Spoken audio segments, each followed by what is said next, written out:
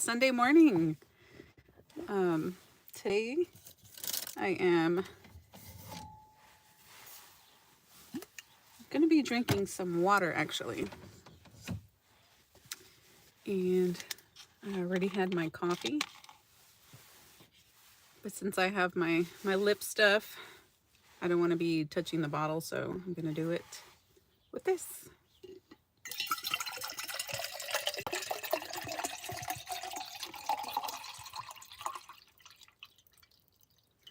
How is everybody doing today? I hope you guys are doing fantabulous.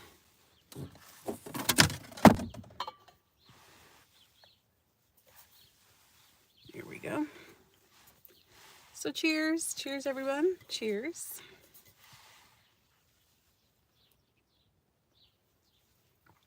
Oh my God. There's nothing like water, especially when you're thirsty. Woo.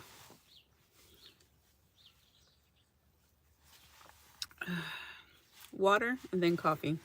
Yum. Even though I actually drink coffee and then just plain water, I feel like spring is coming because my allergies are starting to kick in. Ugh. So if I blow my nose, I sneeze or whatever, that's why. How are you guys doing? Granny Prepper, good morning. Good morning. How are you? Yeah, today I would love to talk about and get your thoughts about it too. About a Nomad's exit plan. What? Oh, you're going to make coffee? Awesome. Yeah. So about specifically just like nomadic people that, I don't know, live in cars, vans, RVs, I don't know, all those mobile dwellers, right? Well, good. Glad to hear it, Robin. Glad to hear it. By the way, I sent Kathy your info. So she'll get a hold of you, or she already has. I'm not sure, but I sent it. I think you may have asked a previous time and I completely forgot to send it to her, but I did this time. So yeah, guys, I want your input, your ideas, because we all learn from each other, right? So the exit plan for us nomadic, more free-spirited souls, us that don't want to conform to paying rent, that are sick and tired of paying rent and mortgage and taking care of things. I don't know about you guys, but for me, it's just gonna have to be either an RV, like a travel trailer. I don't want anything like a big motorhome like I'm living in right now, just because I'm a chicken to drive it, right? It's too big. It's anxiety for me. Okay. So hopefully soon. I can do a little travel trailer. I can pull it behind me and then just park it somewhere, and hopefully whatever savings, retirement, and social security, etc., that can be enough to pay for my monthly stay. So that's my exit plan, is to, at minimum, have a little travel trailer that I can live in and be comfortable, because I won't always be able to drive. I already have issues seeing at night. So here in a few years, hopefully like way few years, hopefully I still got another 20 good years, right, before like health actually starts declining. So I have that advantage, but I don't know, some people don't think about it. They just like focus on the now versus the future, and some people focus on the past. And what do they say? People that focus on the past, they're more of a depressed state. People that focus on the future is more of an anxiety state. So you try to focus more on the present and just be more at ease and enjoy the moment. So that's all a battle, right? Anyways, so that would be my exit plan. I would love to have a little house, but at the same time, I don't want to take care of it. I don't.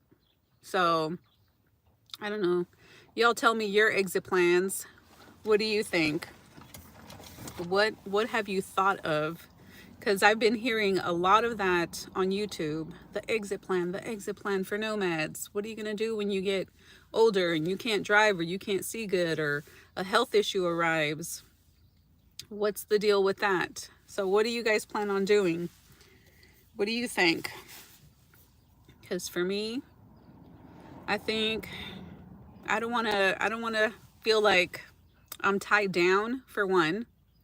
I want it to be very low expenses, and I don't want to feel like I'm having to pay 500 or more per month just in property taxes.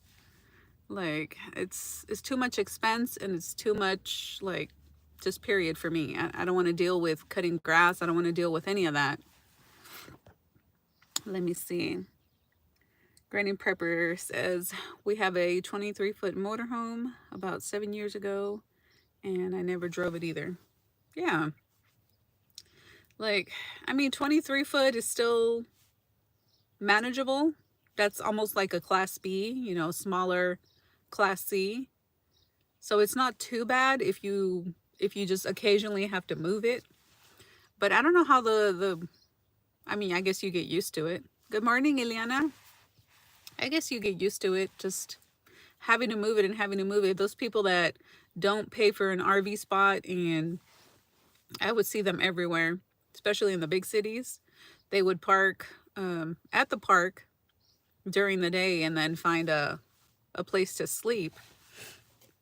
I don't want to have to move it like that. So, but I don't mind pulling like a little 12 foot, a little 16 foot behind. And then I was telling Cora about my storage solution, because I'm still not ready to get rid of every single thing that I have.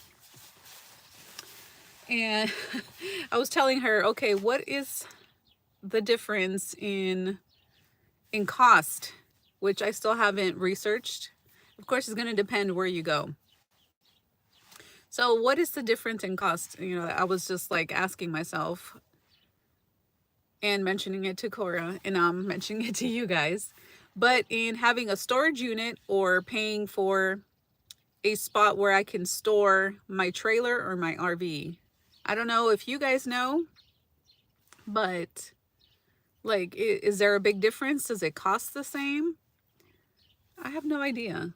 I would assume it would cost about the same to have a storage unit and to just park a trailer at a storage facility.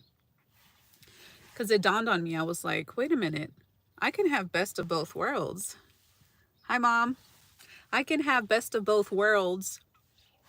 Like, I can have me a little cargo trailer and store my stuff there and just, you know, sort it and make it into my RV, or just have like a little RV if I come across one, right?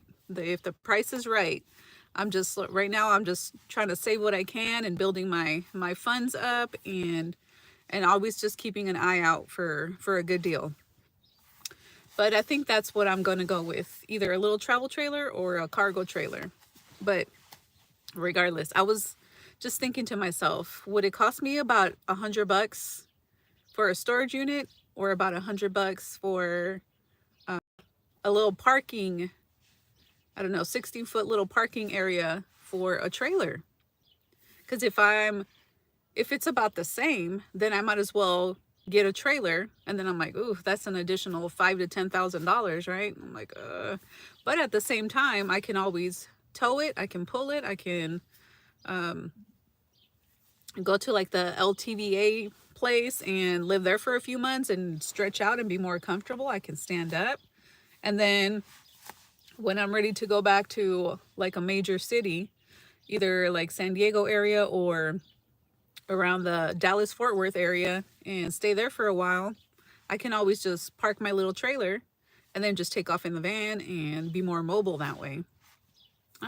So that's that's where I'm kind of going with the exit plan. But I know a lot of RV parks are more into letting you park different rigs now. They're not so restrictive to just RVs, because I've been noticing more and more and more.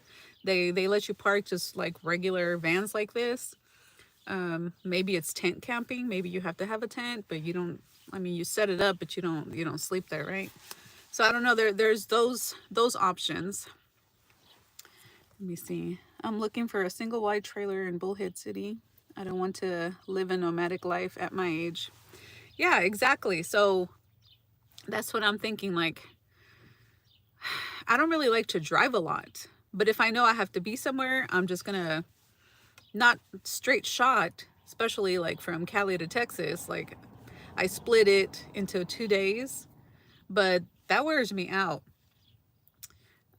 When I was full time and just going from like my sleeping spot to the gym, get my shower, get ready, and then go to work, and then go to the park, and then go to my sleeping spot, or go to the grocery store, and it's like constantly like moving and moving and moving. That wears me out. So yeah, I definitely need some kind of strategy of either some rural land, but then it has to be more like desert for me, because not just because of my allergies. I would love to be in all this greenery and forest and like lushness, more abundant water, but my allergies can't take it, and I don't want to be miserable like that. So the next best option is to find rural property in more of a desert scenario, kind of like here in Barstow, that kind of scene. It's more desert, and I do have allergies because I'm feeling it. I've been feeling it for the past week. My eyes have been more irritable. Not as bad as like Oklahoma, Texas, and like on east, but I do feel it. I do. And the thing with me is, when I get really bad seasonal allergies, like I used to when it just seems like from Texas on east, it's just horrible.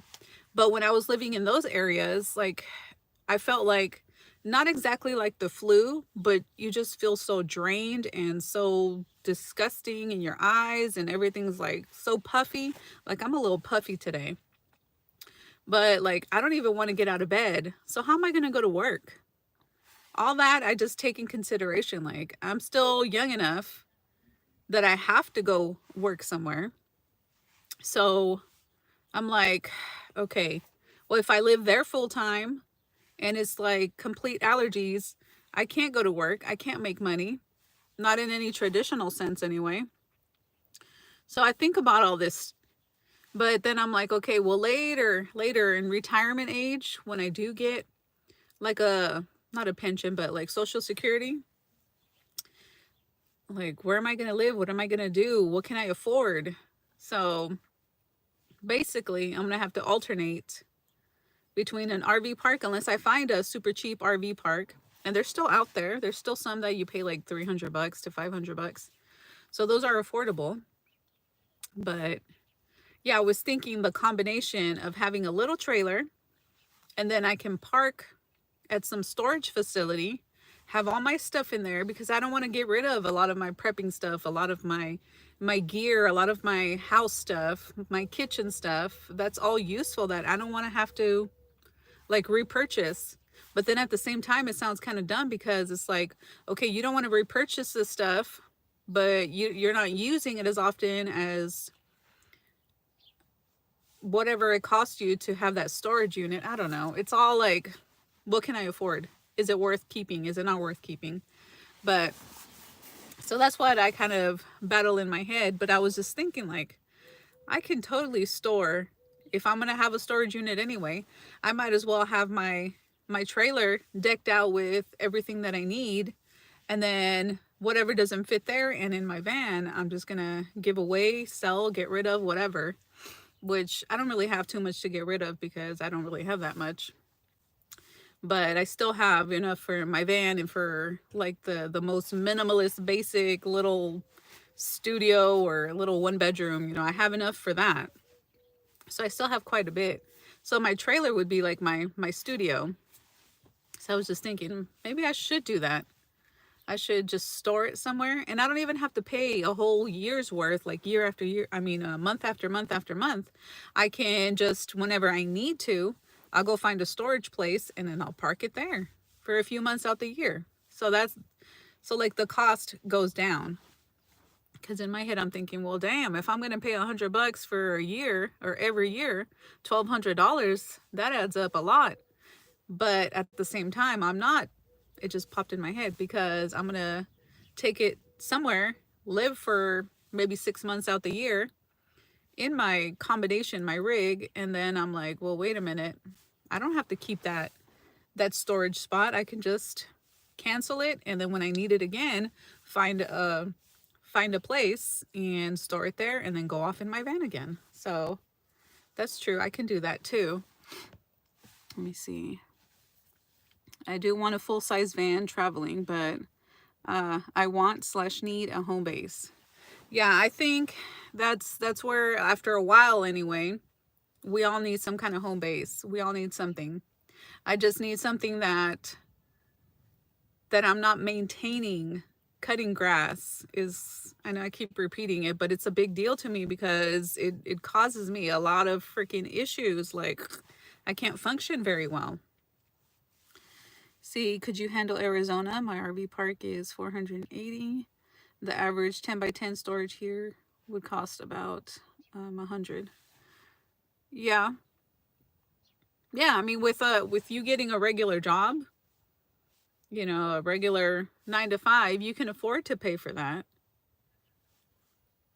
Let's see, if I have an RV park spot, then I don't have to worry about the storage, because I can just like put my things inside my RV and my van, and then I'd be good to go. But on the days, or not the days, the months that I don't use my travel trailer or my cargo trailer, I can totally afford $100. But like yeah, that's for a 10 by 10 storage. I don't know how much like an actual parking spot would be. How long have I been traveling? For many, many years, on and off, on and off. Mostly it's like getting from one place to another and not really living in the area. I've done that occasionally, but it's mostly for glamping, for vacations, just to keep my expenses really low and not have to get a hotel room every single time I travel somewhere. That's mostly what I have been doing. And also, I use my van as a extra spare room when I go and see people. Like I sleep, most of the time I sleep in my van whenever I go anywhere and travel now, especially now. Before, you know, I would crash on their couch, or if they have a spare room, I would be there. But now it's whenever I go visit somebody, I try to just stay in my van. Oh my gosh, these allergies are horrible. But yeah, that's what I was thinking. Like, I just have to see which trailer is going to be the one. But yeah, you guys, I was just like, it's just coming more on YouTube. People are more aware. Hi, Cindy. Yeah, you made it. So I'm like, okay, I can get something that's more of a sprinter van, kind of like Cindy's rig, and then I don't have to worry. Everything will fit in one, and then I can just go wherever I'm going. So that would be another option. But I'm like, I'm trying to compare like cost. If I can find a little cargo trailer, then that might be like $5,000, and I already have everything I need to put in there. And then of course, you know, your 4 or 6 months out the year, you pay a few $100s for all that to store it. Oh yeah. I think there, it would be nice to find a website with info to park safely nationwide.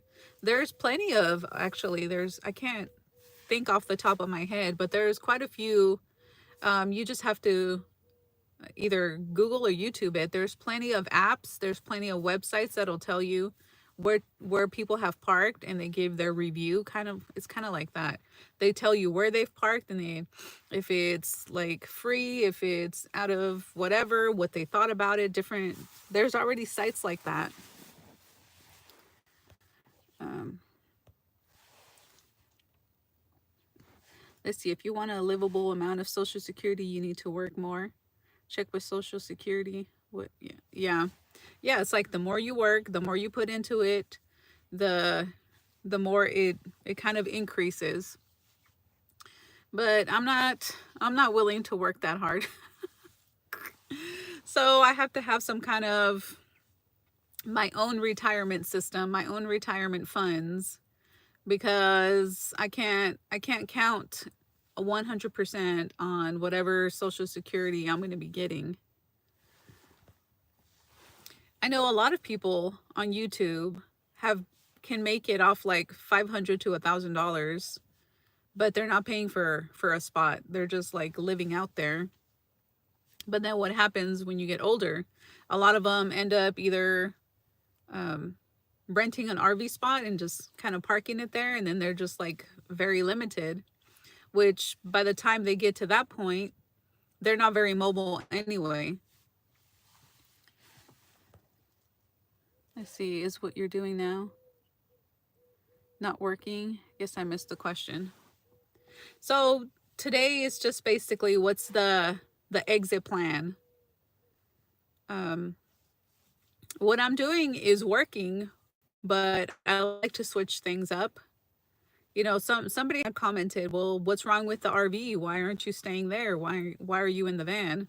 Well, I mean, they only see what I show, and it's basically here lately. It's been more just my different setups and me mentioning that I sleep in the RV, and I mean in the van. Sorry, my different setups in the van, and it's because the weather is really nice, so I'm taking advantage and having like my own little privacy little bedroom, and I enjoy being in here actually.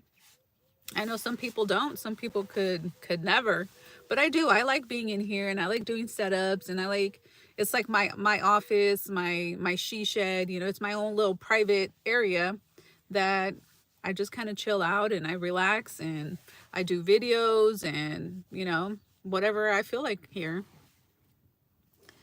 You only get $12.89 a month.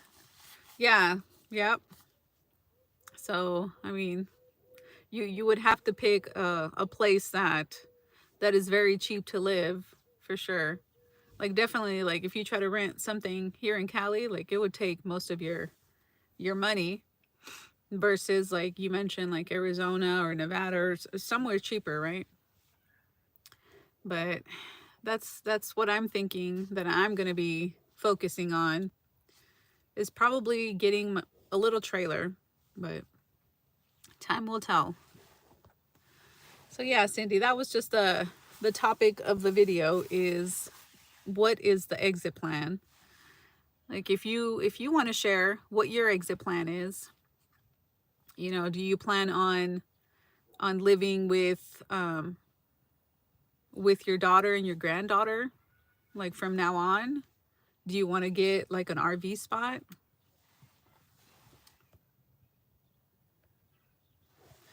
Oh, hey Damien, have I thought about living in Spain or Mexico to get my money to go further?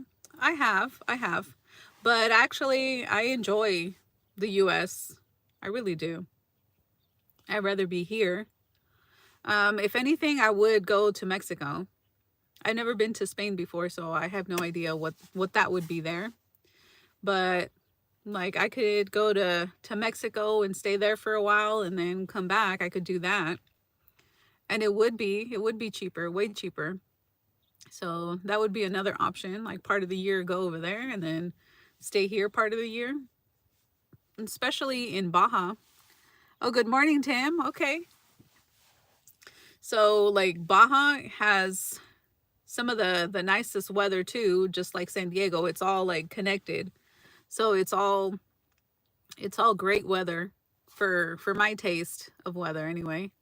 I like it like really nice and cool, and it not to get too hot or humid. Let's see. So yeah, I could definitely go over there a few months and then come over here a few months.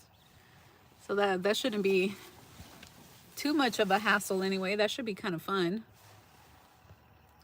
Let's see, Cindy, if you have to find a job with a pension plan, you can lock in by 5 years, retire that as a nomad.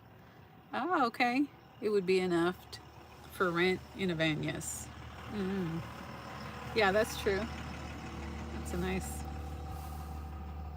pop-up truck camper. Wow. All right, let's see. So you get 1289 and 480 and 80 on a storage, a total of 580. It takes every penny to make ends meet. Yeah, see, that's why I'm like, oh man. So in a way, would it be better to have your own piece of land? Would it be cheaper? But then who's going to maintain that for you, right? Because when you get older, you don't have the same strength and mobility and everything, especially as a woman. It's probably even worse. Like our body strength is almost non-existent, right? Unless you're working out and you never stop working out. But still, um, yeah. So I'm like, I just think about all that kind of stuff. Like, I like my comfort. I really do. I like my comfort.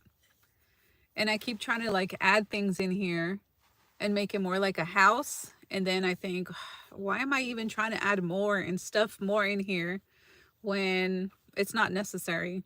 I just need to keep it minimal because obviously I'm not full time, so I can like have my bed and then a few things and then that's it. Like I don't need to worry about it. But I stress myself out trying to make it not livable because you can live in it with nothing, but trying to make it as comfortable as possible in here and then just have that just ready to go whenever.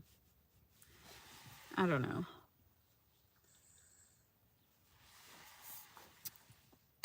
Too much time on my hands, guys. Too many options, too many or not too many, but an abundance of options, an abundance of everything, right? I'm able to just play around in my van most of the time. Roman, hi, welcome.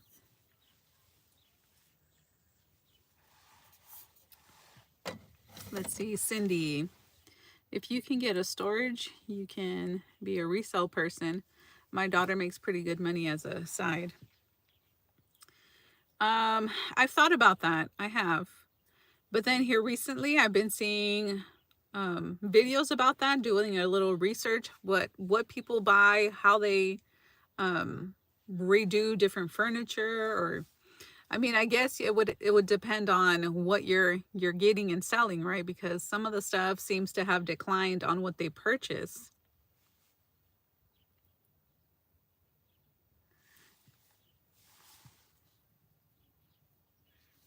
Huh. Oh, I know YouTube is weird like that. Oh, yes, good adventures. Thanks, Roman. So I'm like, I thought about that, but here lately I've been seeing where people are just not like buying a lot of that kind of resale because everybody, maybe not everybody, but a lot of people are downsizing and they might be living in their vans or they might be living in something smaller and they don't have room for that. So I don't think a lot of people are buying like furniture because that's probably what I would get, the free furniture, and kind of spruce it up and paint it and do different things and try to sell it. But I don't know if I would make enough money. And then you have the cost of the storage unit also. So I think I remember you mentioned she sells shoes. I don't know if she sells other things too. Let's see, what I'm looking is for a single trailer with a small yard, 800 square feet, not in manufactured home parks, because you're back in maintenance fees. Yeah. Yeah, so I think about that. I'm like, okay, if I get a little single wide, and what am I going to be paying monthly compared to if I get a little basic house, like comparing what are my expenses? Because with a single wide, I mean, you're still liable to fix everything, plus um, the the cost of living there, plus a lot of times your electric on top of that. But you don't really have to, or maybe you do, maybe you don't. Depends on the park and what it is. You have to maintain the yard too. See, I want somewhere where I don't have to maintain the yard, or it's like very, very small yard. I've seen I've seen lately where they're selling, I think it's in San Antonio where I saw the video. They have the tiny houses that are, I think, 500 or less tiny houses that they're building. And it's basically like a 1 bedroom, and they're going for about $140,000 over in San Antonio. So I'm like, ooh, that is so tempting, but I'm like, and they're brand new, obviously, and your lot is like super tiny. Let's see. With furniture, you either want it or you don't. Yeah. Yeah, that's true, because my daughter and I, Cora and I think about, okay, how can we make money? How can we have like a little business? How can we do this and that? But try to keep our expenses down, try to keep our inventory down. We don't really have space to keep inventory. So what are we going to sell? What are we going to do? And yeah, like keeping furniture takes up a lot of space. Even doing something artsy can take up a lot of space. Everything has to be more digital, or it has to be something like, okay, well, if you make some great furniture, they're going to have it potentially for the rest of their life. So they're not going to repurchase anything, or at least anything similar to what you're selling. So we need to focus on selling something that is more of a necessity, or something that is more consumable, or even like, for example, like candles. It doesn't have to necessarily be food, because food you like constantly need to purchase, but like candles, perfume, just different things that you're going to be using, like makeup, different things like that, that will eventually wear out, or like you'll be completely out of it and you need to resupply. Like I told her, we need to focus more on something like that. So we're kind of in the works of what are we going to do? What are we going to be doing? Let me see what you guys are saying. See, would you live in Texas? It may be more affordable. House Cora. Oh yeah, I would live just about anywhere. I want to be flexible in where, like if I'm having my allergies in Texas, because we've lived in Texas before. And it, like all these areas they all have their own, pros and cons. But I'm like, I would live there, but if I want to travel somewhere, I want to be able to afford this. So I'm trying to see what I can do. And sometimes it just seems like just to get a bigger rig, and then I have it all set up, and I don't have to worry about paying storage unit. I don't have to worry about maintaining anything. I can just like find me an RV park, or find me a whatever for the time I need it, and other times go live in the bigger cities where I can actually just park out in the street, and I'm fine with that. But then of course, our topic today is the exit plan. So eventually I'm going to need some kind of home base to just like, and I've even thought of, okay, well, I can save up, put a down payment on a house or some kind of multi-unit, and then I can live there, and then I can still go travel, and then that's making me money. So like as far as living and business and all that, that's where I go. And sometimes I just don't want to deal with anything, and I'm like, I just want to keep it as simple as possible, and it's just me, and I don't have to worry about tenants, I don't have to worry about maintenance, I don't have to worry about all this expense and like dealing with people. So it's a constant battle in my head, you guys. Let's see. Look into drop shipping. You don't need to have storage. Oh, okay. Yeah, that's where kind of like doing YouTube is really helpful. I need to learn how to be more of a salesperson. That's where I'm lacking. My strength needs to come up in that, right? But selling like through Amazon, through the links, all that stuff helps. Creating some kind of like a journal or coloring book or some activity book or something where you guys can like purchase from Amazon and have my own type of thing like that. Like all those different avenues, because like not for a quick buck, but like doing a DoorDash, that's on occasion money. But then at the same time, when you're doing taxes, if you're not doing some kind of gig work like that full time or making enough money, it's not even worth it in a way, because you're paying more to, like, I go to H&R Block, but you're paying more to have your taxes done than what you're actually profiting from some of these side hustles. So some of these things, because you're a contractor, the 1099s, it's not like the W-2s. Those, they don't charge you as much to do a W-2 than they do like a 1099 as a contractor. So all those tax preparers, they charge you quite a bit more to do that. And I know it takes more like input in their computer and their system and all that. And I don't want to do my own taxes. I'm not that confident, so I have to pay somebody. And typically we've gone with H&R Block. But like, you have to make sure that you make so much more money, because you're going to be paying several $100s just for them to prepare your taxes, plus whatever taxes you owe, because being a contractor, they don't typically take taxes out. You have to be responsible for paying that afterwards. So everything everywhere, right? But yes, I would be living part-time in Texas and part-time in Cali. I think that's my best combo. Let's see. And Cora's doing really good. She's doing really good. Let me see. She is, gosh, I can't remember if 26, 28 weeks now. So her due date is I think they changed it to June 4th. So before it was the last part of May, and then they switched it to June 4th, just because her menstrual is kind of irregular, but they're timing it more based on how big the baby is and the development of the baby. So they're thinking like the beginning of June is her new due date.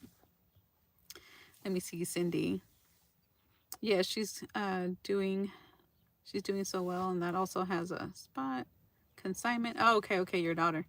I think making your own hours and remote job is ideal. Yeah, I think so too. I think so too. Like if you have a place, a city or a town or whatever that that's where you want to live, I would definitely be doing the consignment stores. I like all the thrift stores and the antique stores.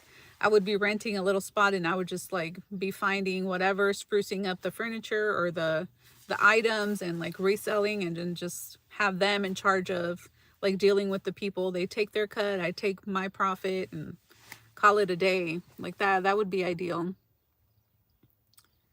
And Tara, hi, hello. Let's see. I'm gonna call you knows you. In Alabama, they have cottages. Okay. Yeah, it's starting to get more popular to have the like the smaller homes, right? And I don't know what what it says in your writing, so I apologize. But hi back. Hello. And granny prepper or a small house. Yeah, I thought about it like a small house. But I've had the small houses, and it's that upkeep, the cost of everything, even when it's paid off, because I've had the houses paid off, but it's still like the property taxes, the maintenance, and when you have bad weather, like it breaking and destroying your house, and you have to replace that, and you can, but typically you're not gonna do an insurance claim and have somebody come and fix it through the insurance, because a lot of times it's more minor damages, and it's not to where your deductible is. If you use your deductible, then your insurance goes up higher, blah, blah, blah. So all that, I'm just like, I'm so over it. I'm so sick of like having to maintain it. So at least for a good while, I don't want to have to deal with that. That's where it's been really nice to be here at the RV park. I don't have to worry about, all that extra. I just pay the rent payment and go about my business. And that has been like, the stress has gone way down. So that's been really nice. Let's see, 140 is about double what I'm looking at. Yeah.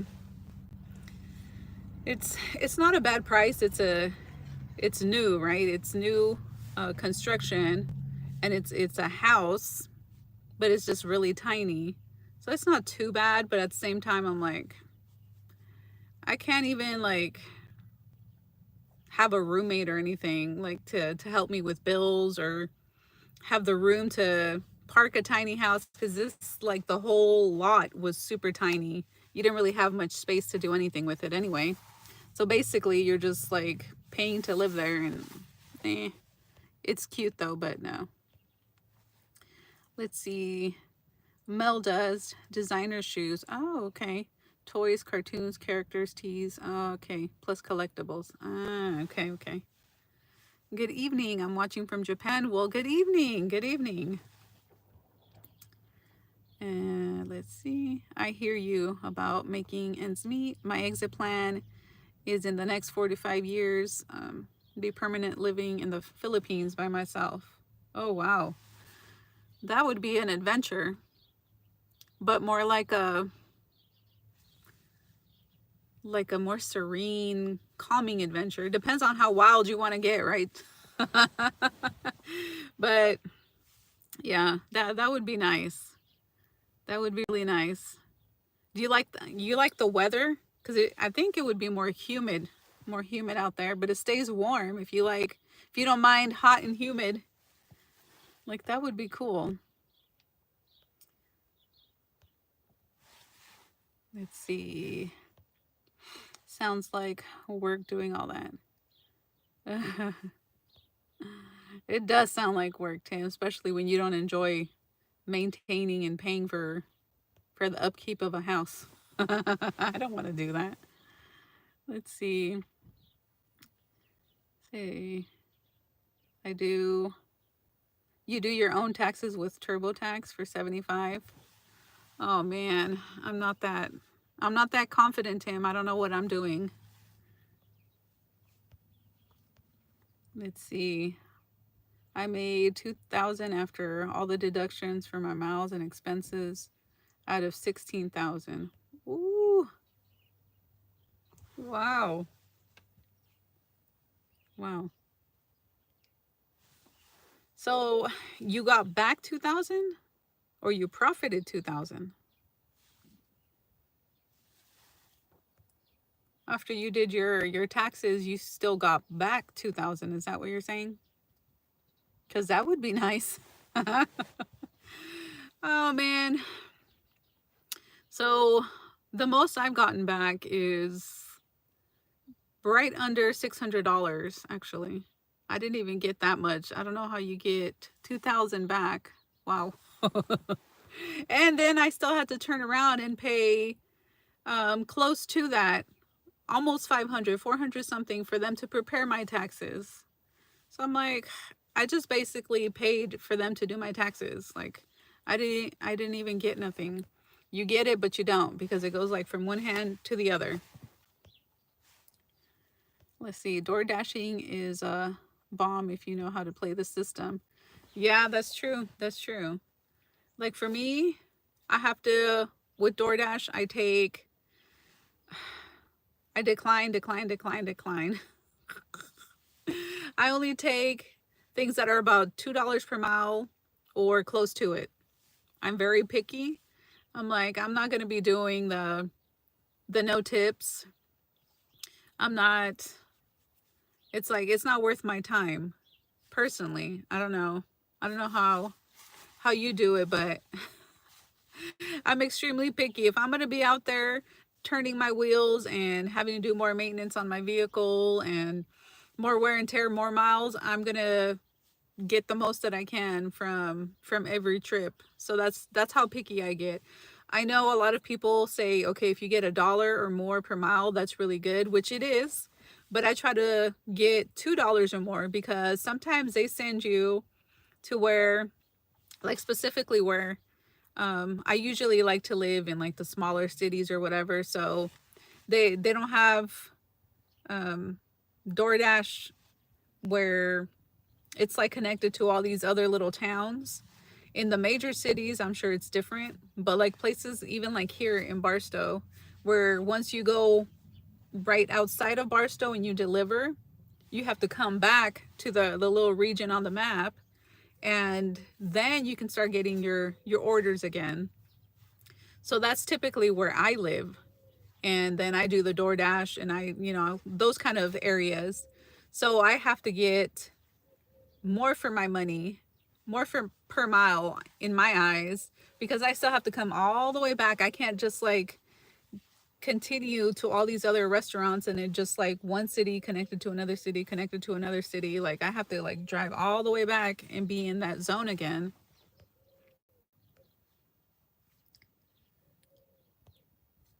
Let's see, what is your rent there in Cali?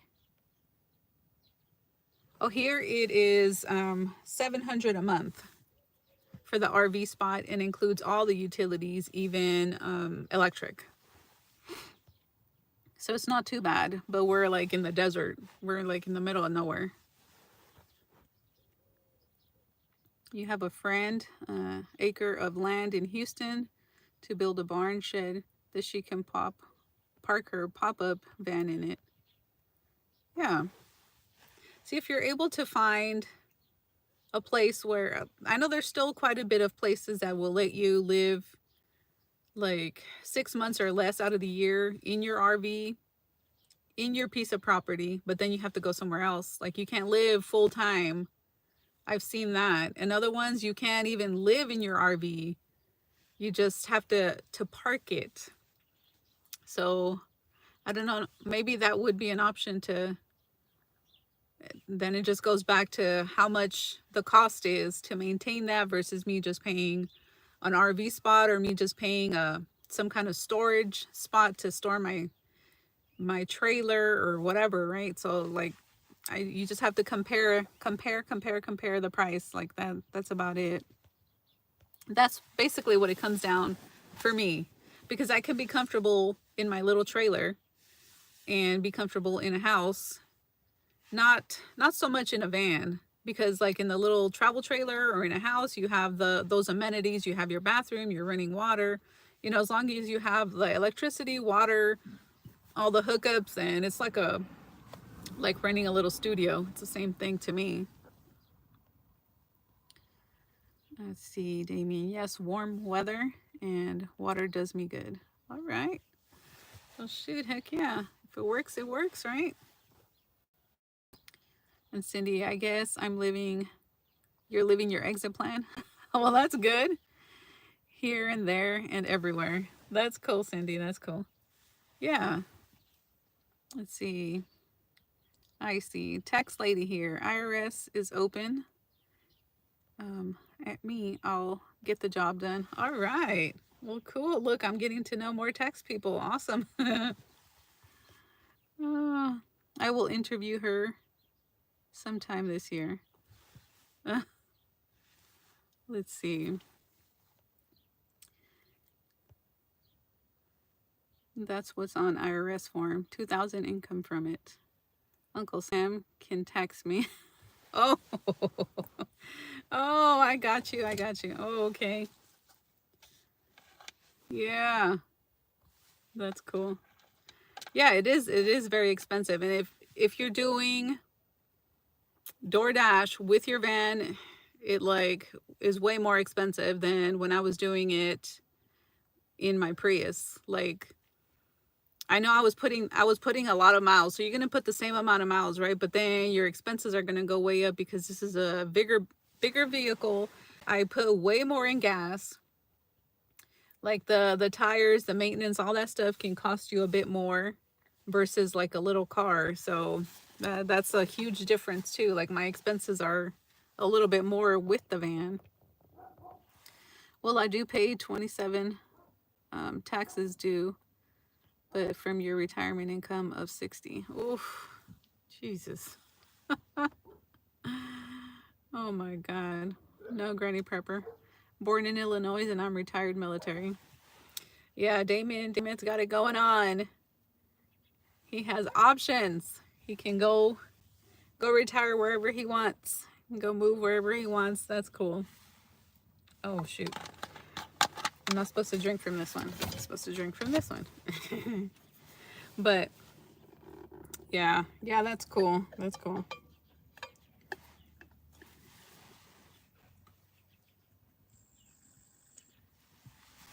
Tranquilo. Hi, how are you? Yeah, you have been AWOL. I'm doing well. I hope you're doing good. Let's see. I left my exit plan at the exit. Oh my God, Tim. Oh man, I think about all this like exit plan and all this prepper stuff because that's just, for one, I enjoy it. It's like, I don't know, gets my mind going. But then it's like, okay,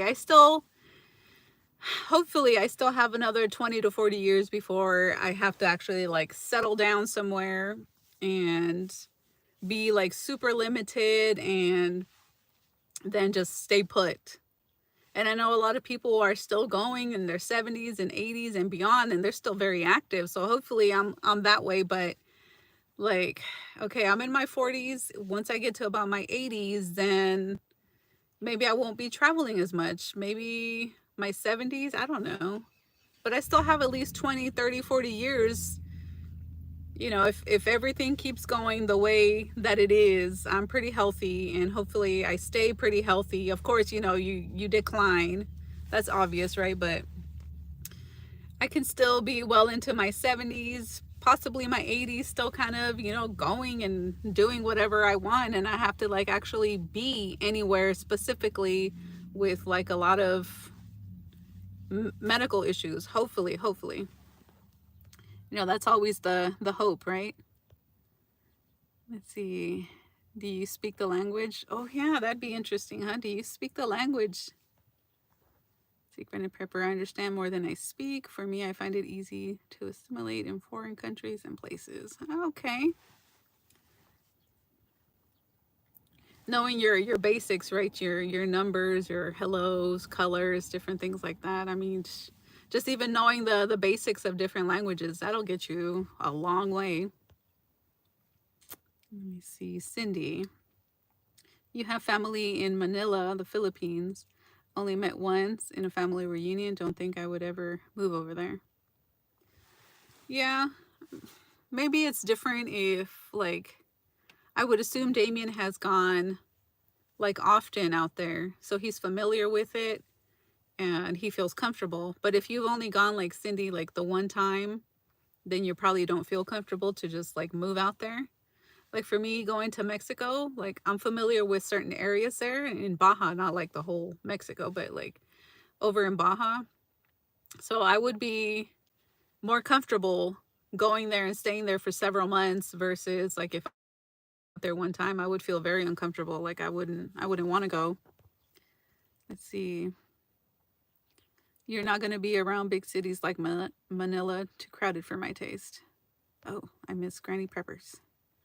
My son and his family lived in Santee Lakes in San Diego, California for 14 months, and they had to move out every 6 months for 2 weeks. Yeah, isn't that crazy?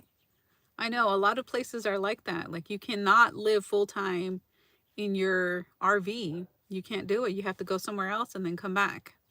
But I think a lot of those places, it's like, well, they already know how the system works and they know that you're going to come back and they'll have your spot available. But in like big cities, like somebody else can take your spot and then you're SOL, right?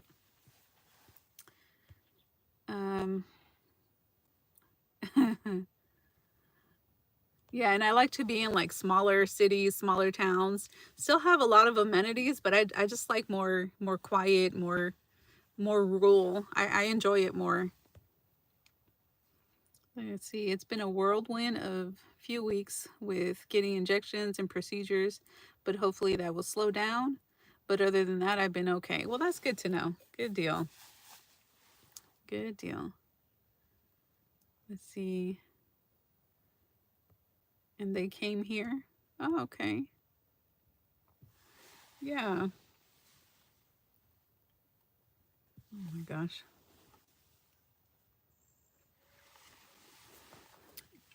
I'm just going to take the cap off. Makes me just sip water. I guess it's good for coffee so you don't burn yourself. But I'm drinking water, so.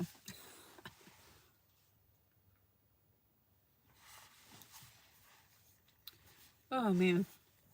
So besides the channel stickers, Corey and I are coming up with other stickers that are just like more girly, more like flowery, more abstract, and we're putting like words on it like blessed or wild, nomad.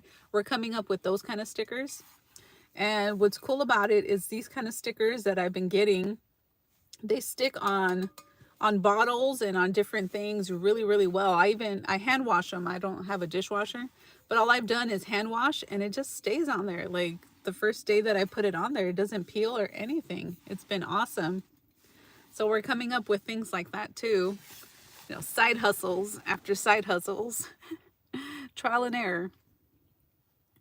Let's see, Granny Pepper. Yes, but don't wait until you're my age to set up. I never thought I would have health issues either. Yeah. Yeah, definitely. Like I know it's coming. Like we all get something, some more than others. So I know it's coming. That's why I'm like I'm thinking about it now and I'm trying to prepare for it, but I'm not in like a big hurry to get it because I still feel like, you know, I'm still pretty young comparing. Like I still feel like I have quite a few years. I sure hope so. I sure hope so. But I know anything can happen at any time. You know, I'm aware, but definitely I don't want to wait till I'm, you know, 60, 70, 80 plus to actually find something, because I see that with my mom too. Like she doesn't have an actual place. She doesn't have her exit plan like that. And I don't want to have to be her age or and not have anything like. So yeah, that's why I'm thinking about it more and more now, as I see it firsthand with her. Let's see. Oh, Cindy, you wouldn't mind living in Mexico part-time, right? You just go over there. Like, I think some of the RV parks you stay are like 15 bucks, 20 bucks a day with full hookups next to the ocean. And that's where I would stay. I wouldn't try, like, I'm not that comfortable just parking anywhere in like residential neighborhoods or different parking areas like that, like I am here in the States. Like I know where to park in the States, but out there I'm not as familiar with the nomadic life. So I would definitely spend 10, 15, $20 a night at the RV park. And it might be cheaper if you do weekly or monthly, and just go relax for a few months and then come back to the States and do something different here.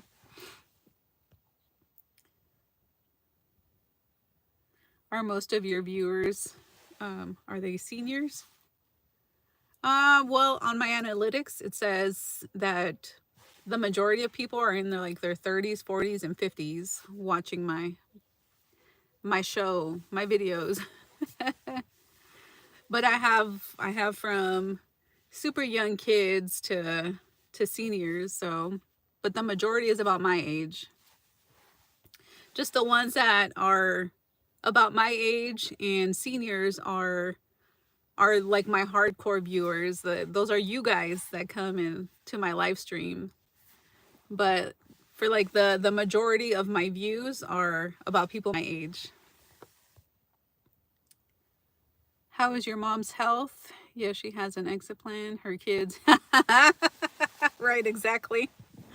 Not a very good exit plan actually, because like she wants her own space and we want ours, and Yeah, yeah, that's a whole deal. Her health is horrible. Her health is horrible, but she can still get around. She can still, do things, but like she's got a lot of health issues. Let me see. You're 46. Tara, you're 47. Hardcore. Yeah, Gen X. Granny Prepper says she's 71. Well, I'm 42. Bless your mom, dear. Oh, yeah. Yeah, she has a ton of health issues. And I debate back and forth, you guys. I debate. I feel bad, but then at the same time, like, I want to go out there and live my life. I don't want to be like here. And then at the same time, I want to help her, but I'm like, I don't mind paying a portion of, the RV spot here, but then where we're at, there's like no public transportation. We're like right outside city limits, and she is so frustrated. She's so bored.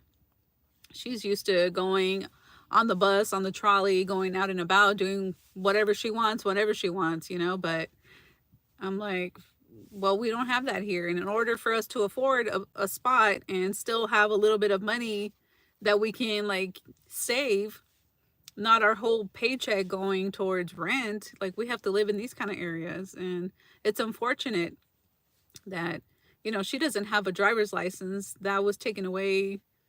Oh my gosh, well over 20 years, 30 plus years, because she has seizures. So of course you can't drive. But she's like, man, if I were to have my driver's license, I would have got um a van like yours, or one a little bit bigger, and I would have just taken off and I would have lived in that and not have to worry about paying any kind of rent. But she needs an electric trike. Yeah. She's actually scared. She's so scared. But a trike, yeah, a trike would be cool. Oh my God, I can picture it. Oh Lord. Her going back and forth, doing circles around here with an electric trike. Yeah. She's scared to ride a bicycle. I don't think she's really driven or rode a bicycle.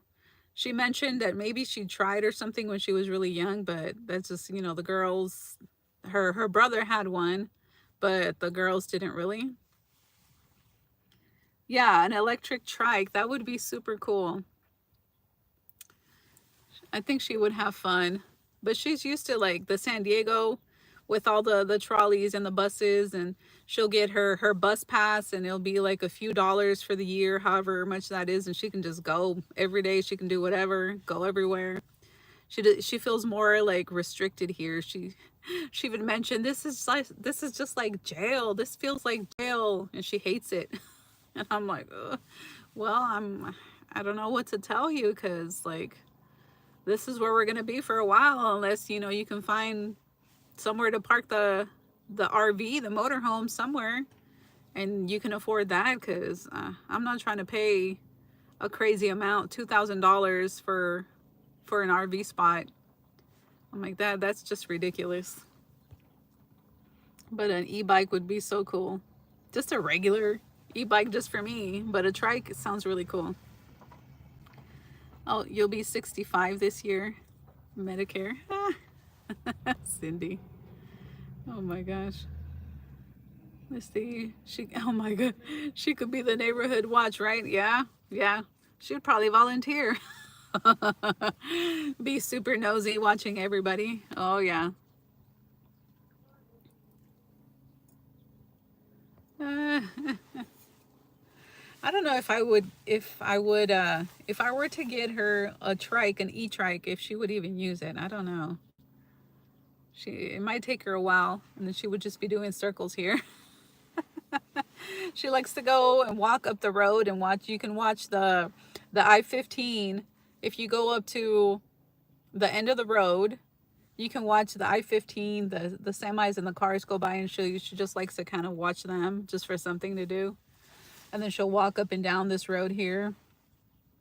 Not so much do circles in the RV park, but some people do. I see some of the seniors here just do circles around here and walk back and forth on the street. But yeah. Those things are expensive. They can be, yeah, they can be. But I mean, they should last a pretty long time, and that you don't have to pay insurance on it. You have to maintain it, but it's less than a car, and you don't have to pay like a car insurance on it. So, and it's fun, right? If you have a trike, you can pull a little trailer and just buy whatever you need, kind of bypass the system in a way. The senior living areas 55 plus in Lacey, Washington are starting at 4,000 a month. Oh my God. Wow.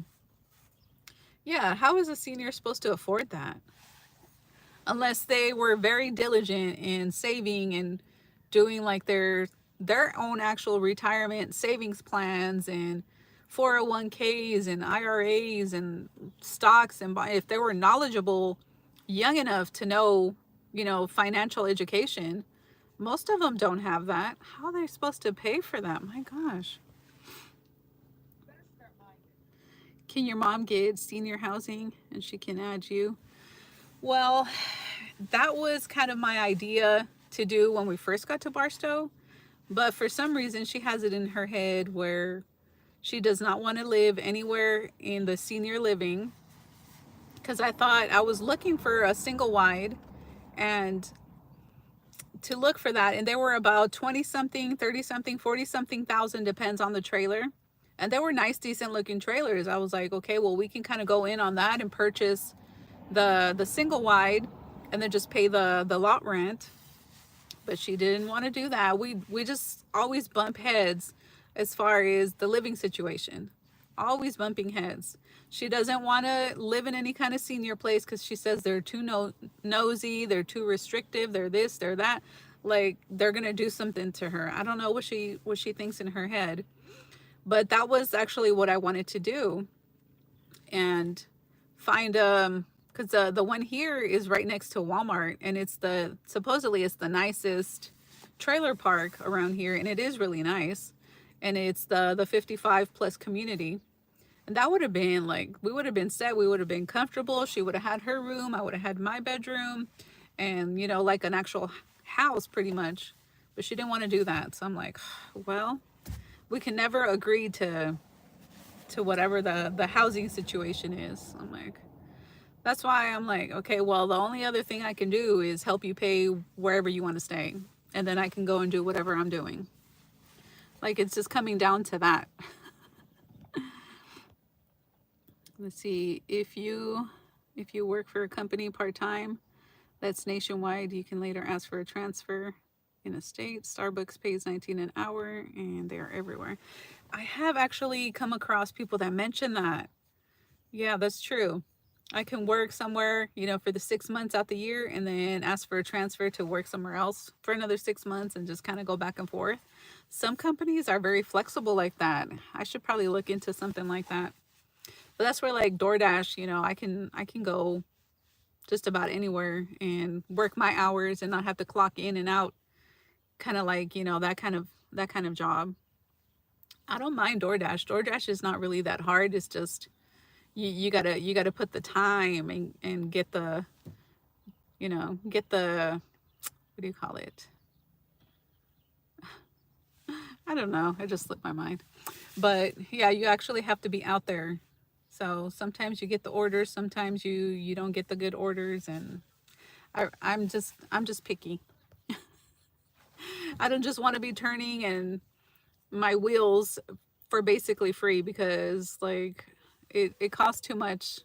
It costs too much to get my minivan going and my gas and all that, to just take like the $2-3 orders. Like I have to get more than that. It's not worth my time.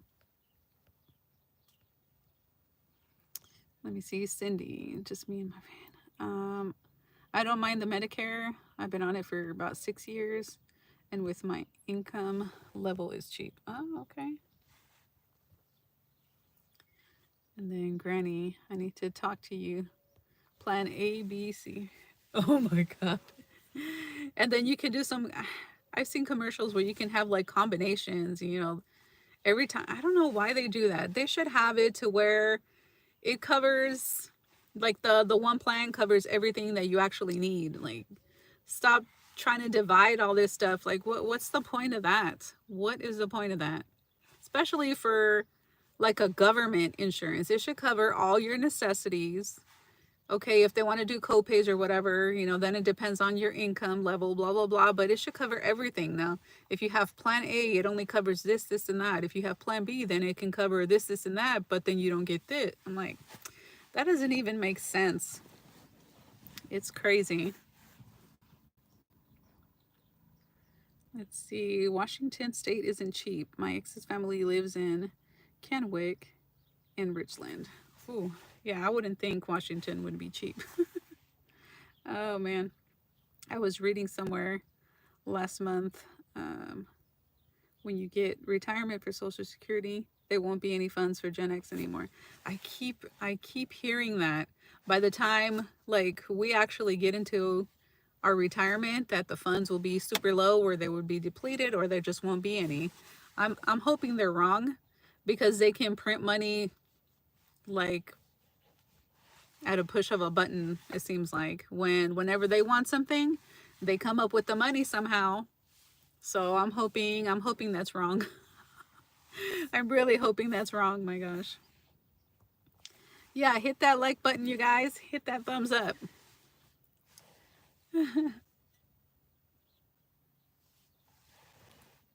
But yeah, I've heard that by the time we retire or our kids retire, there won't be anything in there. Why don't I apply housing for her? Because she won't want to go there. She's stubborn. She's stubborn. She rather live with one of us. It's almost like anxiety in a way, right? Like the separation anxiety. She don't want to be by herself. And as kids want to have our own lives, and we don't. It's weird. It's weird. Like, I think it's more of a separation anxiety, where it would have to be like you have your house and like a converted garage into a studio, and then she can stay there, and then, you know, I can live kind of my life and she can kind of live hers, you know. That would be like the best scenario. Or like Cindy, or I can't remember who mentioned the 55 and up, um where I would get like a single wide, and then I can just go travel, she can live there, blah blah blah. She doesn't want to do any of that. I mean, I can't force her. And us kids have told her, you know, each of us will pitch in, we'll give you each like 100 200 bucks to kind of compensate for whatever the rent is. And then, you know, you put whatever portion is left, you know, wherever you want to rent. And she still says no, she doesn't want to do that. So I'm like, well, then what do you want? What do you want? You can live in your van right next to her apartment. That's kind of that's kind of in a way what I'm doing here, Tim. I'm most of the time I'm in the van. I still go in the RV and I watch TV and I chill and use the facilities and everything in there. But a lot of times I've just been in the van here lately. And it's like my space, my bedroom in a way. But because it's a nice weather, once it gets hot, I'm gonna be in the RV 24/7 with the AC on. But let's see. Sleep in the van but stay in the apartment during the day. Yeah, that's kind of what I'm doing now. Really, that's really what I'm doing now. Oh man. And that's what I'm gonna have to be doing during the summer. If we're still here during the summer, we're both gonna be in the RV with the AC going, because it's gonna be hot in the desert. My gosh. All right, you need to go. Everyone, take care until next time. All right, bye, Damien. Thanks for stopping by. Let's see. Social Security will be reduced in 2034. The federal government is required to pay us back. They will be reduced, but we will get something. We'll do the same with housing. Right? Yeah, exactly. So I guess I just have to go get something. But then it's like, I'm gonna have to figure out something. I don't know. I'm gonna have to figure something that works. Yeah, she wants to be somewhere where it's like a major city to have access to transportation, to go out and about. She's like, it sucks having to ask people for rides. It sucks having to ask permission for this and that. Like, I just want to go and do whatever I want to do, but yeah, apply now.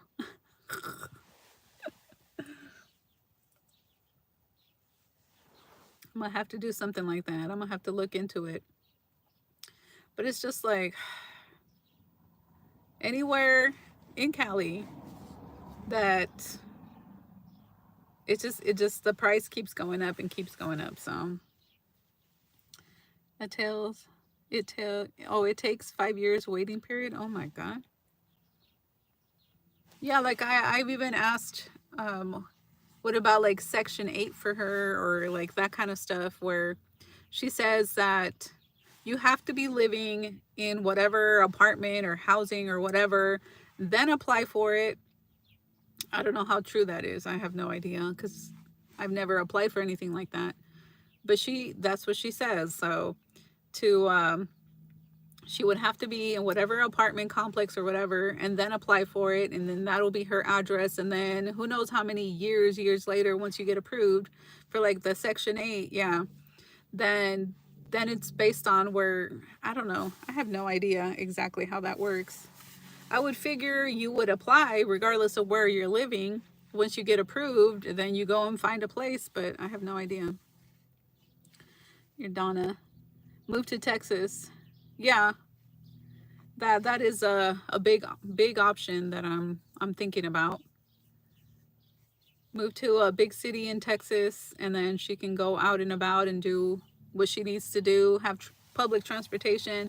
Then when I get my seasonal allergies to get crazy, then I just come west for a few months and then go back. My home base, I don't know. You have a permanent address now. Yeah, that's true. I'm gonna have to mention that to him, see what she says. Then maybe Dora needs to live with a different sibling. Maybe, but nobody wants that. She gets a little difficult.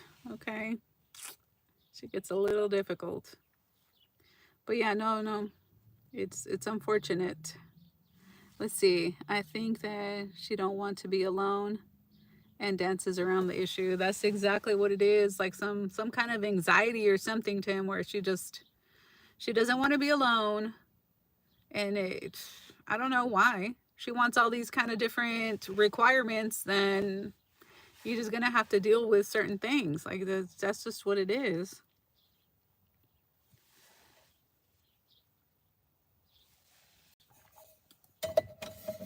I'm like, this is the best that I can come up with to afford to live here and not struggle and not penny pinch, and still be able to be saving every month. Like I have to still look at my future and my plans. I can't just put everything that I earn into just rent. Like, I don't think that's right, in my opinion, to just work to pay rent. So that's why I choose these kind of areas. But I don't know.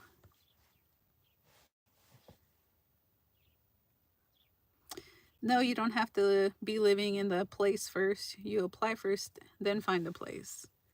It sucks to get old, but she has to live with the circumstances. Yeah, really. Yep.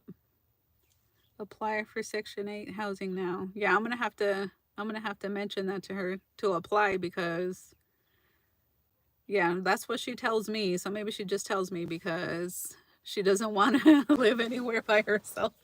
I don't know. It's so weird.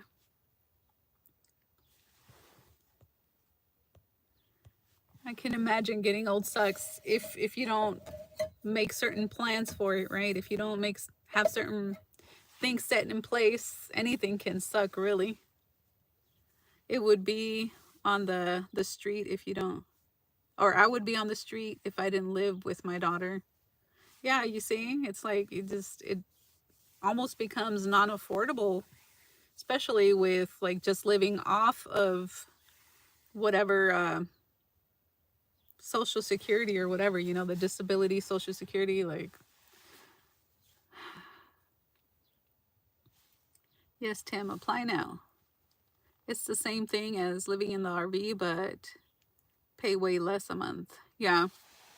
Yeah, because I've known of family members that have had Section 8 and they pay like a very small percentage of whatever the rent is. My sister has been waiting for Section 8 for 4 years now. The family helps pay her rent.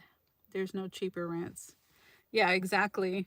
Yeah, according to my mom, it's like it can take like 10, 20 years to get approved, which according to Donna, I'm like, it's probably close to it. 10, 20 years before you get approved. Man, I wonder if you have to be in a certain county. But then I think like Section 8, once you get approved, it might be transferable to different counties. Get online and look. I'm gonna have to kind of research that and see. Yeah, I know a lot of people that wait years and years and years to get any kind of approval like that.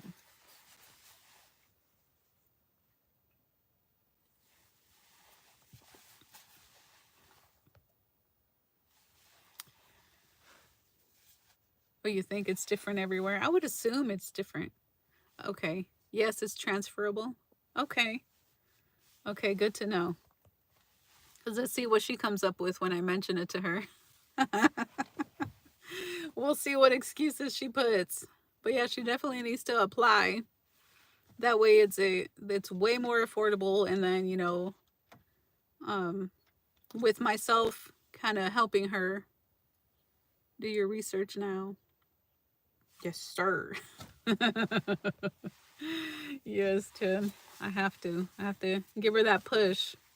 Like, if you want to be living where I just have to put it down to basically down. If you want to be living where it's more populated, where you have um, the public transportation that you want, you have to apply for it. That way you can transfer to wherever you want to live and it'd be cheaper. And then, I can help you with whatever cost.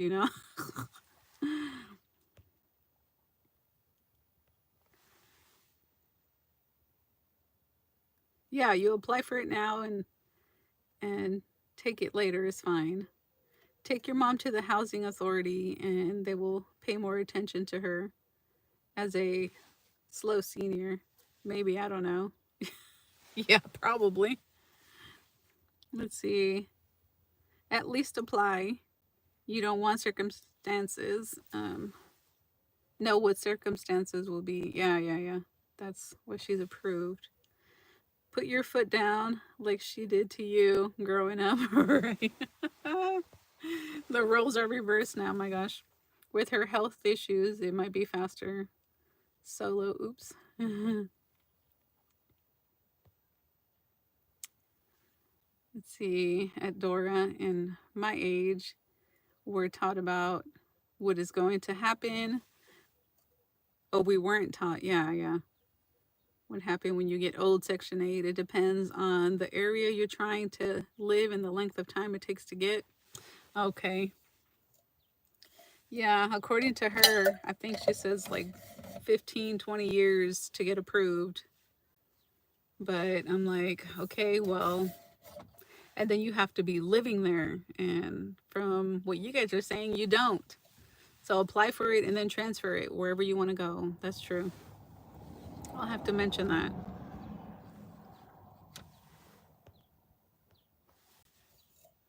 I don't know. She can be a little hard headed. I think we all can, right? But yeah, because that's what I want to do. I like wherever she's at can be my home base. I can chip in with rent and everything and then go travel and then come back. And then, she has her areas. I don't know. She probably will feel more comfortable if I left, for a few weeks, a few months or whatever, and then came back. She would feel more comfortable being by herself if she actually did have a bigger city and transportation and all that. Because, having to ask somebody to go to Walmart or for a ride, it's kind of a pain. I understand that. And like here, like I said, there is no bus stop near here. So that really sucks. It doesn't take as long to get HUD, low income housing. Okay. I want a tiny house to go home to. Yeah, I do too. I want some kind of tiny house to go home to.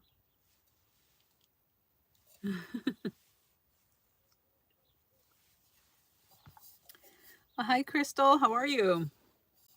But yeah, guys, I'm starting to think, and it's making me more aware because I keep seeing it pop up on YouTube. Like, what is your exit plan? Especially if you want to live a somewhat of a nomadic life, or you're already living the nomadic life, or you want to try to do a little bit of like van life, RV life. Like, what is the exit plan?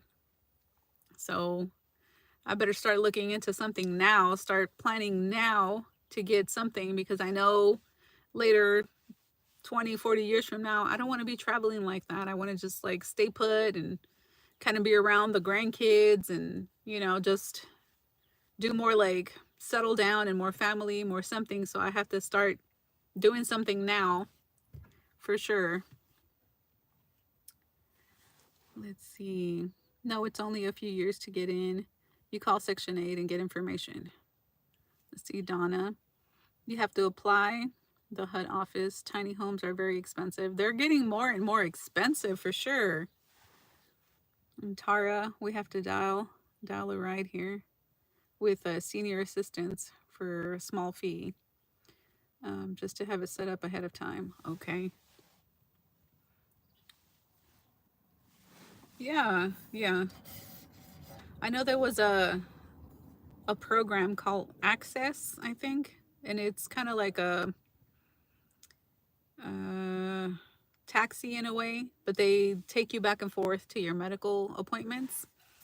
And I remember her talking about that, and I've seen it when I take her to her medical appointments. I see those like vans that have the lettering. It says access service or something like that. And you basically got to call them ahead of time, like a few days ahead of time, and kind of schedule that, and they'll pick you up and drop you off, and it's only like a dollar, a few dollars or something like that. Let's see. Yes, Cindy, start looking for a tiny house now. It doesn't get easier as we get older. Yeah, so the tiny house, ideally, the tiny house I would love is, um, I think it's like it's called an Incredibox, like Incredible Box, but Incredi dash box. It's about 16 foot long, and they're in the low 20,000s. And it's basically like not just a shell, like they furnish the inside as far as like having a countertop, your shower, your toilet, you know, it has like the basic, and then you just kind of finish it out. So I've been wanting that, and I'm like, ooh, but there's, at first I was like, wait a minute, tiny houses, you can't really park them anywhere, they're too restrictive in that kind of scenario. But now they're coming up with a bunch of RV lots, tiny house RV type of areas that you can actually park it, and that would be cool. I would really love that. Yeah, she has the bus pass, but there's no buses here that are near that she can take. So she does that typically every month. She would pay for her bus pass and just go all day, every day, whatever she wanted to do, wherever she wanted to go. She'd be all over the San Diego area. Let's see, my youngest son just bought a house in mid-east Texas and gave me my own room and part of the garage. Yay. Ooh, that sounds awesome. Oh, I'm so happy for you, Crystal. That is awesome. That you can stay there whenever you want, and you can be on the road whenever you want. That's awesome. Hmm.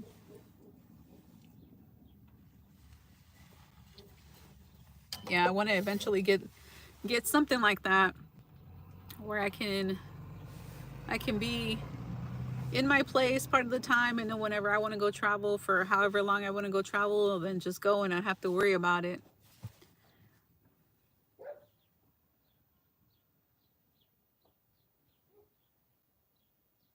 Also, she uses the door pickup. Thumbs up.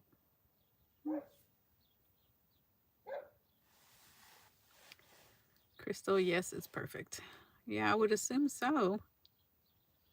Yeah. Yeah, that would be perfect. It's like I've always wanted to have some kind of compound, some kind of like not not necessarily like an off-grid situation, but even like a fourplex or whatever, and have siblings or family members. Each person has their own little like section of the complex, and kind of live together but in your own space, and kind of, share that, and be more like a family unit. But that's just in my head because reality is way different. But like something like that, and then you kind of look out for each other. Yeah, in a perfect world. The tiny house parking is available, but you're still paying a fee. Yeah, but I mean, like, I just think it's probably cheaper in a way, and less of a hassle for me to find a place where I can park it for a cheap amount, a cheaper fee every month, versus having to maintain my own property and pay taxes and like all the expenses that you're going to have anyway. You can just pay that towards like the tiny house park, an RV park. It, to me, I think it'll even out. It'll even out, and I don't have to worry about maintaining anything, the piping, all that stuff. They're responsible for it. I'm responsible for like my actual little house, but I don't know. That's how I see it. Yeah, you wouldn't get a tiny house unless it's on a property and one of your own kids. Yeah, but do you see them buying their own house and having the room for that? Because a lot of places don't even have room to park that kind of stuff. They have like the tiny little driveways, or they don't even have a garage, or like they don't have as much parking situation. Like it kind of depends on that. Yeah, really, Granny Prepper, for sure. We all need to get together and buy some kind of place, and that'll be our home base, right? Everybody can put their own little tiny house, whatever that means to them, whether it be an RV, an actual tiny house, a shed, whatever. And then, that's like your home base, and you stay there whenever you want, and you take off whenever you want. Like no worries, right? And just share um the property taxes. But then can you come up with like a whole agreement of everybody where where will it be? Because some people, they don't want to be in the desert. Some people rather be in the forest. Some people want a certain area. Some people, yeah. So, but that would be cool. That would be cool. I know if I get some kind of more rural place, some like off grid as you can get it, right? Some off grid property. You all are all invited. You can park there whenever you want and whenever you need, and just take a break and then go out back on the road whenever you want. Like that would be so cool. See, my daughter is in the process of finding one, and my son has a huge space in Washington. Okay. Yeah, see, then it just depends, where you're at and all that. Family owned businesses that sell sheds are now adding upgrades. Oh, thank you for the heart. Adding upgrades, and are very affordable in payments. Yeah, I really like the shed conversion. I really do. Like if I have my own actual property, my own piece of property, the shed converted to a house would be the way to go. Now, if it's in somebody else's property, I need wheels, because I can just take it whenever I want. Let's see. My son and his wife are empty nesters now, so and not sure what will happen in their life. Yeah, yeah. Like in a way, I don't want to put that burden on somebody else and be like, well, can you store my stuff? Can I park there? Can I do this? Can I do that? In a way, I don't want to put that on somebody. But in another way, like even if they offer, it's still kind of like Some of those shed conversions are beautiful. Yes, they are. They are. It depends on how elaborate or how simple you want to go, right? But yeah, they can be so gorgeous. Let's see, Granny Prepper. Cindy, do you want to live in Washington? My best friend lives in Longview, Washington. It's so cold. Yeah. Yeah, would you like to live in Washington? I'm trying to picture, like at first I wanted to go more up north because it doesn't get as hot, but then you have to deal with like the snow, and I don't really want to drive in the snow. But then that's where the Nomad comes to play, right? The living on wheels part-time. When it's wintertime, you go down south, be the snowbird, right? Yeah, like Cindy says, part-time for sure. Part-time would be perfect.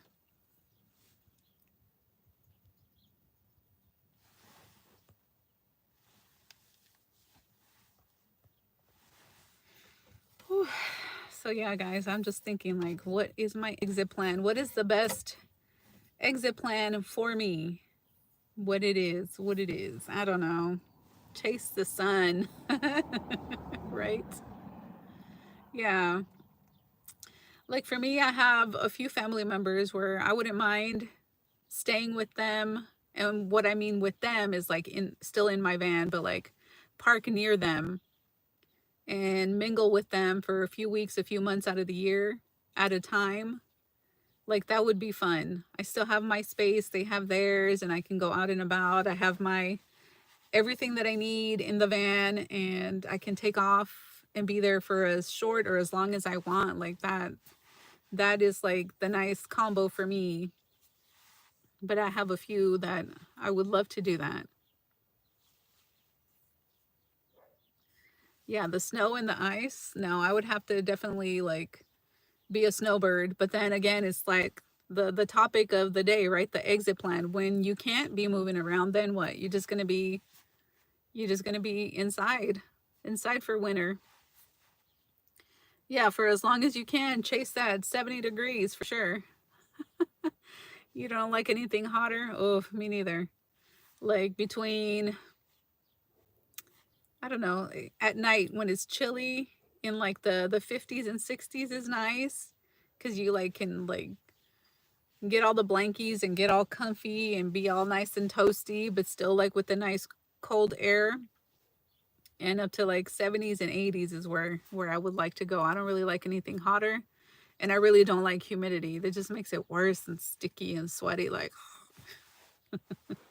But 70 would be perfect.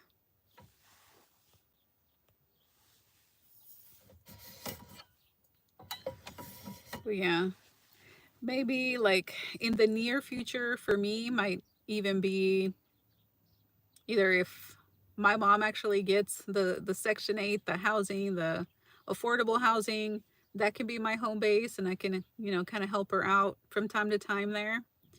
And also my other option would be just to get me like some kind of little trailer that I can pull and store that part of the year and use it part of the year. Like those are my two best options that I'm starting to see right now. Let's see, part-time is fine, but you're talking exit plan. Yeah, exactly. Like we're talking about the exit plan, right? Right now, it's fine when you're mobile and you're, as healthy as you can be, and you still have your eyesight, you still can drive, you still have a driver's license. But like later in the long run, like what, right? What is more comfortable? And definitely experiencing the cold weather and experiencing the hot weather. I would rather be in a hot place and have an AC unit than in a cold place and have the heater going, or like the fireplace going. So I would prefer down south and just have my AC going. Oh, hi Janet. You're watching from courtside. You made it. Awesome. Awesome. Are you staying at the LTVA, Janet? You doing like the few months? How's that going? I'm all curious. What's going on? How are you doing? What are you doing? I want to try that LTVA so bad, you guys. I want to try it so bad. Maybe Maybe I might try it later this year when it actually starts cooling off and try that for a while. And then from there head towards Cora. Like that would be fun. That would be so much fun for me.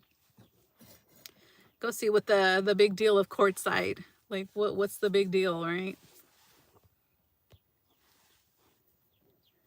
But for sure, part of my exit plan, and I have to take that into consideration, the exit plan that I want, I still want to be near my daughter and my grandkids. So that is a big thing to kind of see where I'm going, where I'm going to be staying at.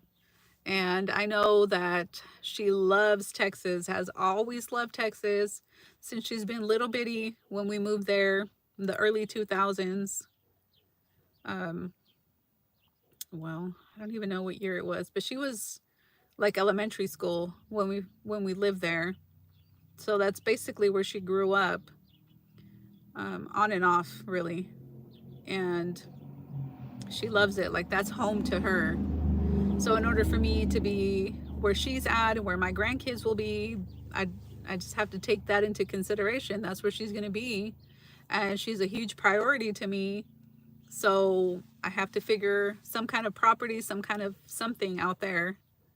So that would be like more talking about it helps me, you guys. So thank you for listening. But like I start thinking of all these different scenarios. Oh yeah, I want to be here part-time, I want to be there part-time, I want to go explore. But yeah, the topic is the end game, right? The exit plan. So it is what it is. I'm gonna have to look for some kind of property in Texas. It just dawned on me. Duh. Oh my gosh, let me see. Cindy, as long as I don't need assisted living, my kids are here for me. Otherwise, I don't want to burden them with any issues. I know, I feel the same way. I don't want to burden Cora, 'cause she's my only kid. And then in the future, the grandkids, I don't know if they would want to take me in or not. You know, I don't want to have to burden them like that. So I'd rather be in some kind of assisted living. I don't want to put that burden on them. But Cora's like, no, no, no, you can stay with us and I'll get the water hose and I'll spray you down. Don't worry, I got you. I'm like, oh my God, Cora. Uh, but if it gets too much to handle, I told her, you know, I would rather live with you. Sure, it'll be close to you where you can keep an eye on me. But, you know, if I get to that point, but I told her, you know, here recently, I'm like, you know what? I don't even want to burden you with that. If you think that it's too much for you to handle, then I'm okay with you putting me in some kind of assisted living. Just go visit me, go, you know, go bring the grandkids and go visit me. But like hopefully that's way in the future. But yeah, I'm like I've come to the conclusion I don't want to burden her like that. You know, she's got her own family, her own life. I don't want to put that on her. It's just basically just visit me and keep an eye on me. Like that's it. And Granny Prepper, you get snow there sometimes. Woo. In Courtside, just had the RTR. Granny, on my travel there was snow near Tehachapi. No, I can never say that. Tehachapi. And the Mojave. I bet that higher elevation, even me going from here to LA, we'll see the mountains there. I'm not sure what mountains, if it's Big Bear or Azusa or somewhere, and they have like the Snow Peak Mountains. Yeah, tell Corey to have enough land where you can park your van for real. I tell her I would just have like I would just plop a shed or have not really the garage converted. Sometimes they're already converted and like that would be my home base. Like that would be ideal. And then I could just take off and go wherever, but I would have some kind of shed converted and just plop it in her land and then they have their space and I have my little space. Like that would be cool. Yeah, she says she would just spray me down, Granny Pepper. She's I was like, oh my God. She'll get the water hose and just hose me down, she said. I'm like, oh Lord. And you know how crazy she is. She's spunky and she probably will do that. She probably will do that. Oh my God. She's like, I'm not, don't worry, I got you, but I'm not really going to be wiping you. I'll just hose you down. I'm like, oh God.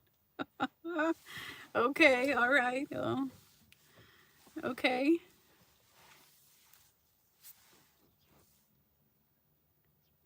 So you put your bed with a bottle of milk. Oh, put me to bed with a bottle of milk.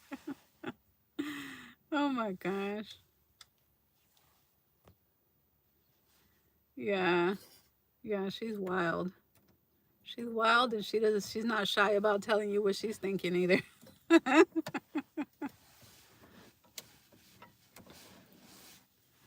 But yeah, now that I'm like more talking about it, I just came to the realization like, okay, if I purchase anything, duh, it has to be closer to where she's at. And from what I see, she's going to permanently live in Texas. And another reason why she's loves Texas is for the homeschooling. She plans on homeschooling her kiddos. And they're very like relaxed laws about homeschooling there. They're not crazy like they are in some other states, which I really love and I support that. I'm like, heck yeah, girl. And I love that Texas is very relaxed about it. Oklahoma was even more relaxed about it, I think. But yeah, that's why she wants to stay in Texas. The laws, the regulation, the gun laws, like all that kind of stuff. She really loves Texas. So duh. When I find my property, you guys, my property, you guys are more than welcome. Anytime. Anytime. Let me see. I figure we gave care to our children a good 15 years of their life. Let them return the love. Yeah. Yeah, for sure. Yeah, the last few years, right? Let them return the love, take care of you, feed you and hose you down, right? Oh my gosh.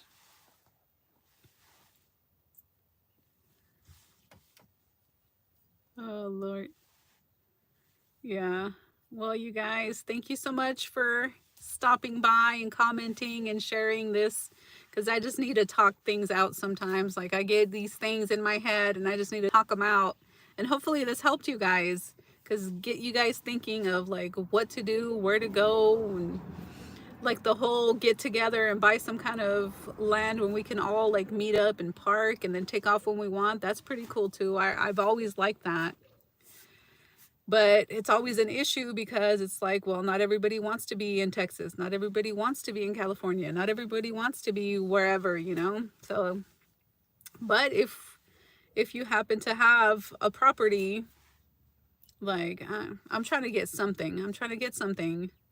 And I want the least responsibilities, especially as I get older. I don't want to take care of a lot of stuff, but I'm going to keep an eye out for some kind of like nice easygoing property where I can have the option to either park a small mobile home or to park my travel trailer and kind of live in that in Texas. It just is what it is. I just came to the realization in Texas, that's where it's going to be. And travel as much as I can until I can't no more and then settle down there. Yeah, it helps to talk about it. It really does. It does. Like, I can think all kinds of stuff in my head over and over. But once I talk to you guys and talk to Cora or talk, with whomever and kind of go back and forth, you guys give me ideas. Hopefully I give you guys ideas and things to think about because you guys always give me a lot to think about. A lot of great ideas, a lot of great tips and everything. So I really enjoy that. So thank you guys.